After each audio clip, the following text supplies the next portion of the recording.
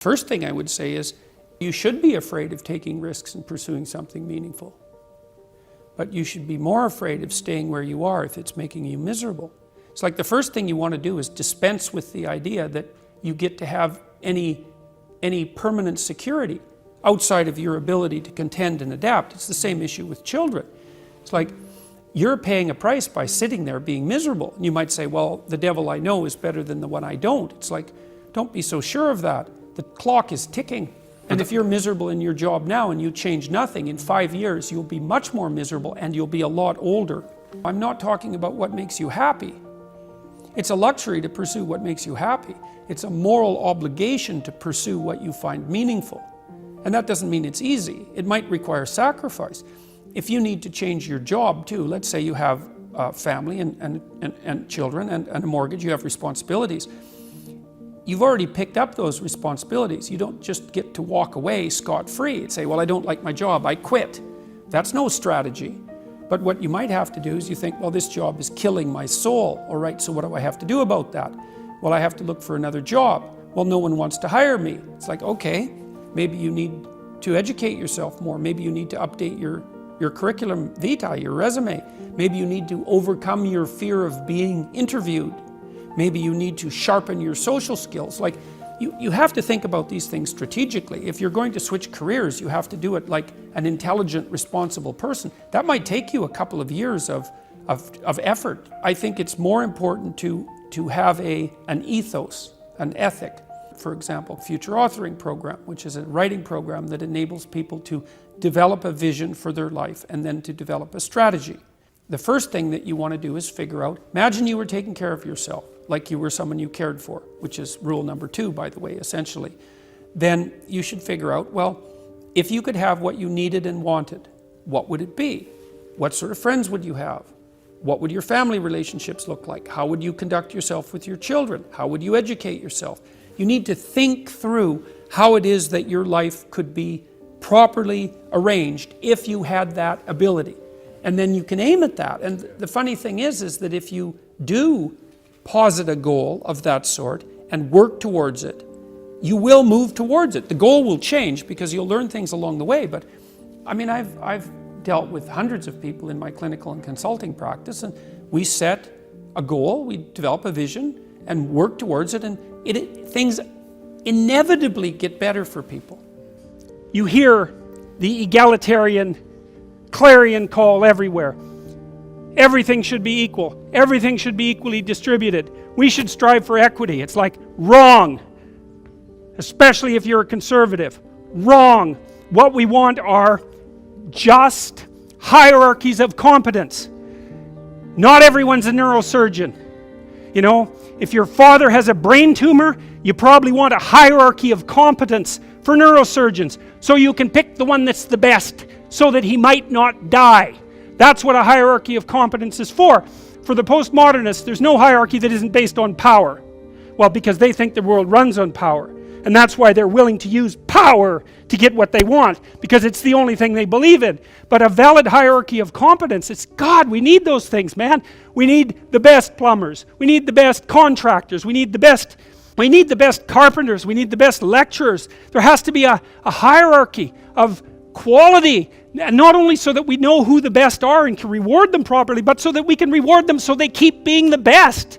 It's like, you know, if you have a great educator, if you have a great leader, if you have a great thinker, you want to reward them so they keep thinking and they keep educating so they can tell you something. It's not a reward for their intrinsic being. It's a calculated move on your part to suck everything out of them that's valuable as fast as you can. That's what a hierarchy of competence is for. And the idea that hierarchies of competence don't exist it's so cynical. It's such a pathologically cynical idea. And it's actually quite patently untrue, because here's an interesting tidbit from the psychological literature.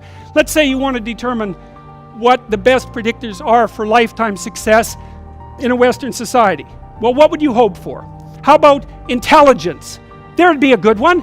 Let's hope the smart people occupy more positions of complexity, right? Because they're smarter. Would you want it any other way? Okay, and that's great. The number one predictor of accomplishment in Western societies is intelligence. So that means the system works. What's the number 2 predictor?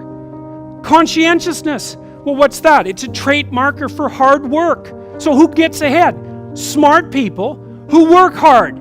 Now, that doesn't account for every bit of the difference between people in terms of their hierarchical structure, because hierarchies aren't perfect. They're corrupt. People get to the top sometimes because they're psychopathic, although, believe me, a hell of a lot less than you think. Because a psychopath has to keep moving from place to place, because once he reveals himself as deceitful and untrustworthy, he has to go find new suckers to fleece. So the idea that, you know, there's no distinction between a CEO and a psychopath, it's like, that's only made by someone who A, knows nothing about psychopaths, B, knows nothing about CEOs, and C, has something fundamental against the entire capitalist structure, because it's simply not true. Corrupt, sometimes, greedy, sometimes, short-sighted, sometimes running companies that are doing their best to auger themselves into the ground, and so, you know, it's bad people running a dying organization. But generally speaking, it's not the case. Our hierarchies of competence are reasonably functional, and not only are they functional, they're valuable. We need to know who the competent people are, and we need to reward them. And even more importantly, we need to tell young people, hey, there's some hierarchies of competence out there. Like 1,000 of them. Go be a plumber, man. But be a good one, you know? Be an honest one. I had a plumber once, you know. It was the night before we were putting drywall in our house. We were redoing a house, and he had put in all the plastic piping, you know. And I was going to test the joints. They're supposed to be glued together with this pipe glue, right? Told him I had to test the joints, and he said, well, you don't have to test my joints, they never leak. And I thought, yeah, that's okay. How about if I test them? So I went up on the 3rd floor and filled the pipes with water, capping them in the basement like you're supposed to. And like half an hour later, I had 2 inches of water in the basement. There were 30 leaking joints. And that was the night before the drywallers were supposed to show up.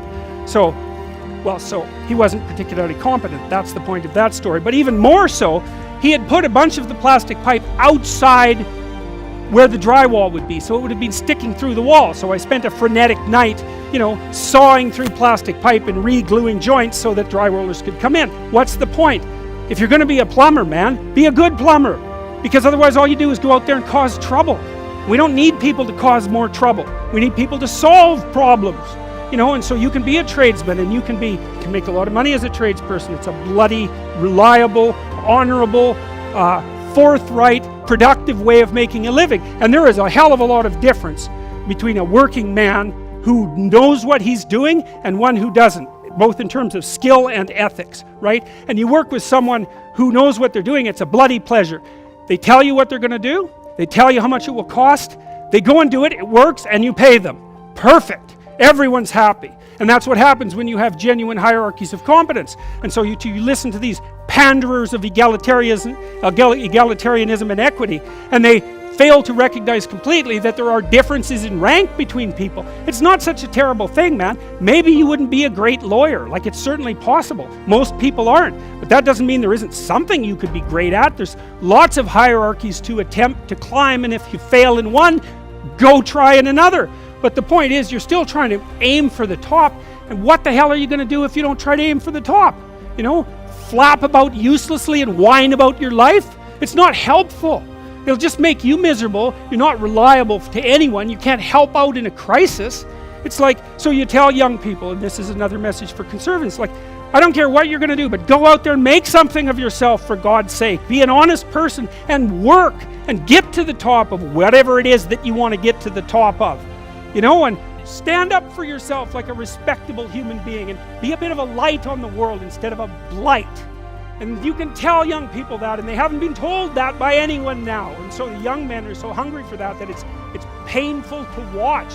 They're so relieved when someone finally comes up and says, hey, you know, you get your act together a bit, discipline yourself, see if you can learn to tell the truth, concentrate on something for a year or two, you could be a bloody world beater. They think, really?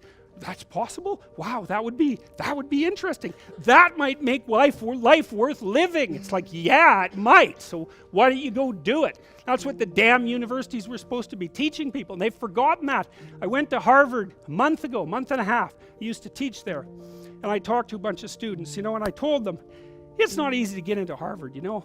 Like, you're a valedictorian if you're at Harvard.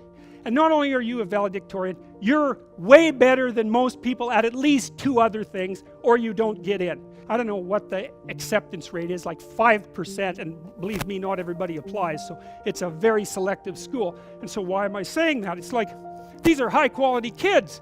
So I told them what I just told you. It's like, here you are at Harvard. It's like, get yourself educated, man. Read some books, learn to talk, learn to think, make yourself into something. Get the hell out there and make the world that put you here happy that you were put there in that great institution. And they came up to me afterwards and said, God, I wish someone would have told us that when we were in our first year. It's like, Jesus, why didn't someone tell them that? For God's sake, it's supposed to be the greatest university in the world. Is it so difficult to figure that out? Well, it is, if that isn't what you want to have happen in the university. You want to make cringing milksops who whine about being victims while they're going to Ivy League institutions. Jesus, it's pathetic.